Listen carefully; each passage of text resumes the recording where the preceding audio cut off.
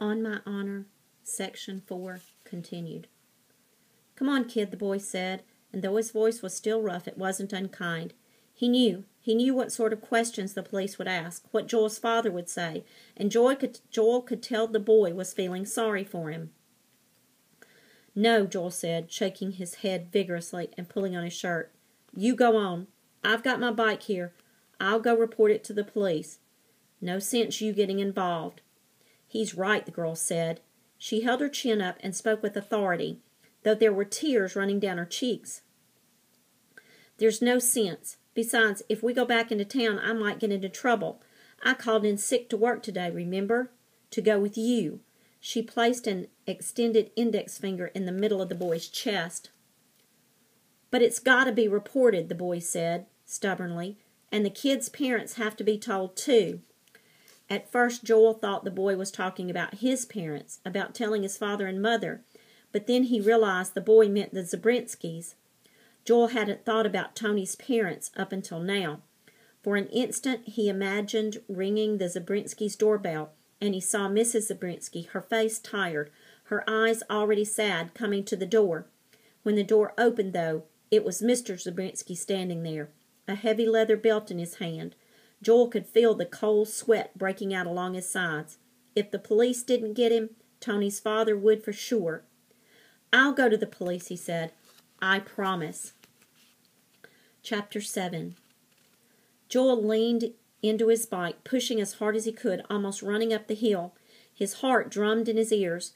The boy and his girlfriend were still sitting in their car, probably arguing about whether or not to go to the police. Their presence behind him in the road made the skin between Joel's shoulder blades and up the back of his neck feel tight and bunchy. When the car finally pulled away, rumbled across the bridge and up the opposite hill, Joel quit pushing and dropped across the handlebars, gasping for breath. After a few moments, he looked back. The car was gone. Heat wavered off the empty road. He began to push his bike again, more slowly now. When he was 3/4 of the way to the top, a small red car crested the hill and started towards him.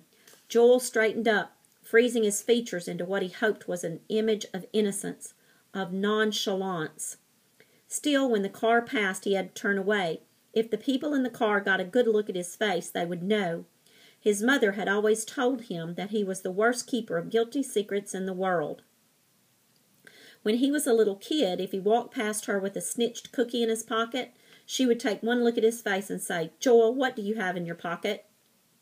Now everybody was going to look at him and say, Joel, why did you go swimming in the river? Joel, what did you do to your best friend? And what kind of questions would the police ask? What would they guess without even asking? Joel stopped in his track, his heart beginning to hammer again. He couldn't go back. He just couldn't. He jerked his bike around, facing it down the hill and away from town, away from the police, the Zabrinsky, his parents. He climbed on, standing with all his weight on one pedal so that his rear wheel fishtailed as he moved out. This time he would build up enough speed to make it to the top of the other side of the valley without having to get off once to push. His father had given him permission to ride his bike all the way to Starved Rock State Park. He was going to ride to the park. A line of fire measured the tops of Joel's thighs. He pedaled steadily, glancing neither to the right nor to the left, images flashing through his brain. The woods at the park were dense. He could hide his bike easily, and then himself. Maybe he could even find a cave in the bluffs that he could stay in. He could live on berries and roots the way the Indians had done. They had ridden out on top of Starved Rock Bluff to get away from an enemy tribe, but he couldn't do that. There were footpaths and fences on top of the bluffs now. Tourists, too. Anyway, an enemy tribe had trapped the Indians up there, starved them to death, giving the park its name. A semi roared past, the suction of the huge wheels tugging at Joel and his bicycle. All he would need to do would be to loosen his grip.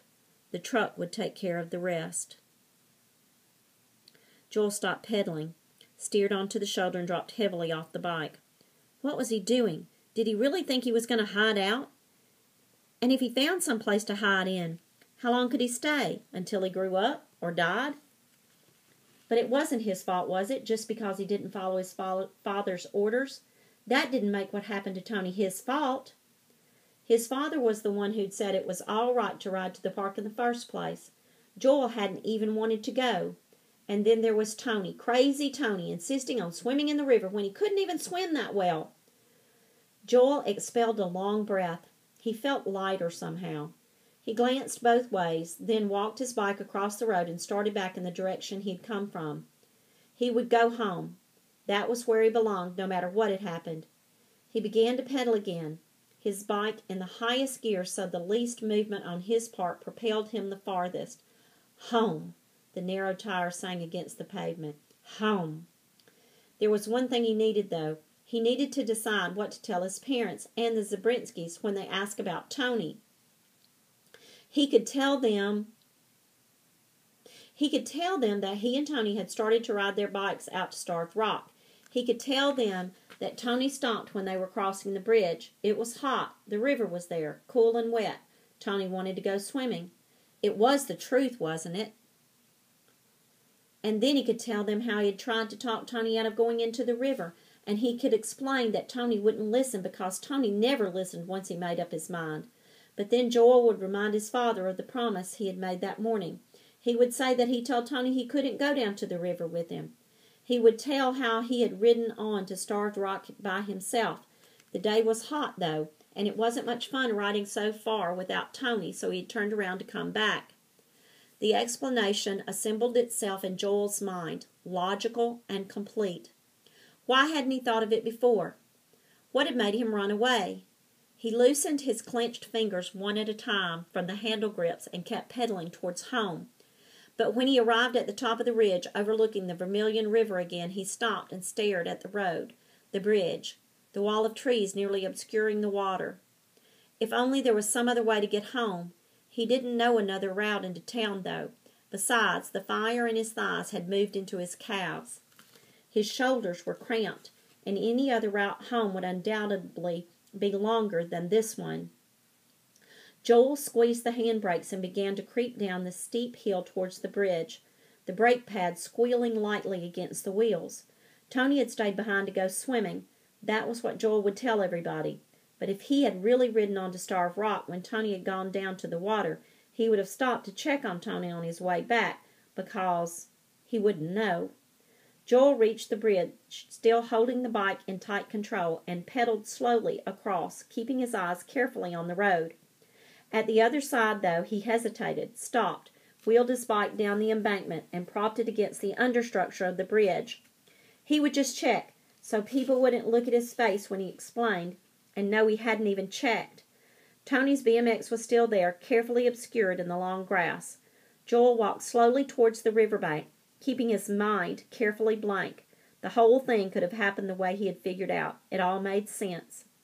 A squirrel scolded in a nearby tree. The river made a bubbling sound, as if it were laughing. There were Tony's clothes scattered haphazardly along the ground, exactly where they had been dropped, except for the shirt the girl had moved. One sock hung from a nearby bush, the other lay in the midst of a patch of violets. Sighing over Tony's carelessness, Joel gathered up the clothes, folded them, put them into a neat pile. He folded the pale blue shirt last and laid it on top of the rest, then surveyed the results of his work. Something was wrong. Tony had never folded his clothes in his life, not unless his mother was standing over him anyway. Joel reached down and mussed the shirt. As he straightened up, the gleaming surface of the water caught his gaze. The river was unchanged, innocent. For an instant Joel couldn't breathe. His throat closed and the air was trapped in his chest in a painful lump. He lifted his hands in surprise, in supplication, but when the breath exploded from him again, it brought with it a bleeding moan. Joel stood on the bank, clutching at himself and swaying. Tony was dead. Dead.